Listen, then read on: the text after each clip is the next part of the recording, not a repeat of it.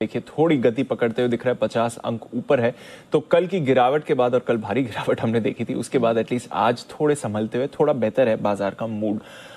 America में देखें तो वैसे आपको लगातार तीसरे दिन कल गिरावट दिखी है, बट कल काफी वॉलेटाइल सेशन था।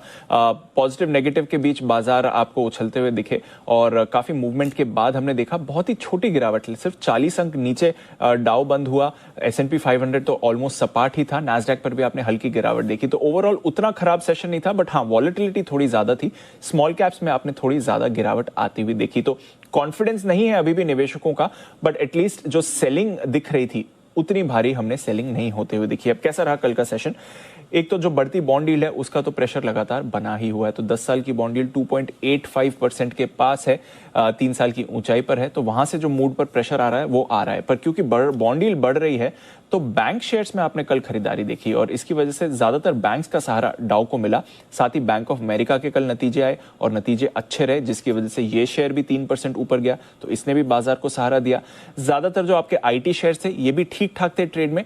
ट्विटर का शेयर 7% उछलते हुए दिखा। जो इलॉन मस्क साहब शायद टेक ओवर कर सकते हैं, उसको रोकने के लिए कुछ कदम कंपनी उठा रही है, जिसके दम पर हमने देखा कि शेयर में कल तेजी आती हुई दिखी। तो वहां पर थोड़ा एक्शन आपने जरूर बनते हुए दिखा।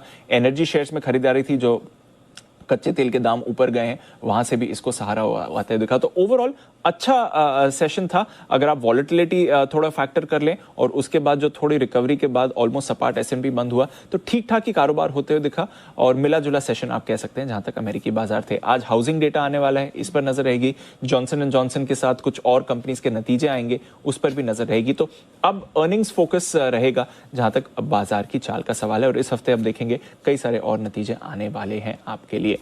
यूरोप की बात करें तो यहां पर एक्चुअली अच्छी बढ़त कल देखिए, लगभग ½ % ऊपर यूरोप के बाजार थे। तो वहां से ठीक ठाक मूड माहौल था। कच्चा तेल जैसे आप बता रही हैं $113 के आसपास ही ब्रेंट है, कुछ ज्यादा मूवमेंट नहीं हुआ, थोड़ा उतार चढ़ाव है, बट हाँ एटलीस्ट कल के लेवल के ऊपर नहीं आपको जाते हुए देखा, उससे थोड़ा नीचे ही आए हैं दाम। बट कुछ नया ऐसा डेवलपिंग फैक्टर नहीं आया जिसकी वजह से तेल के प्राइस में आपको और बढ़त आती हुई दिखे। पर हाँ सोने पर आप रखिए नजर, क्योंकि लगातार एक जो रिस्क ऑफ सेंटिमेंट बाजार में है ये कल दिखा था। एक महीने की ऊपरी स्तर से सोना आज फिसलते हुए दिखा है, पर कल $2000 का स्तर सोना ने वापस छुआ था। तो वहां पर आप रखिए नजर, कुछ ना कुछ होते हुए दिख रहा है। और साथ ही डॉलर इंडेक्स ये काफी मजबूत है, 2 साल की ऊंचाई पर आपने डॉलर इंडेक्स को आते हुए दिखा है। तो अगेन सब कुछ टला नहीं है, खतरा टला नहीं है, बट हाँ कल के मुकाबले एटलीस्ट आज जो बाजार का सेंटिमेंट है वो काफी अच्छा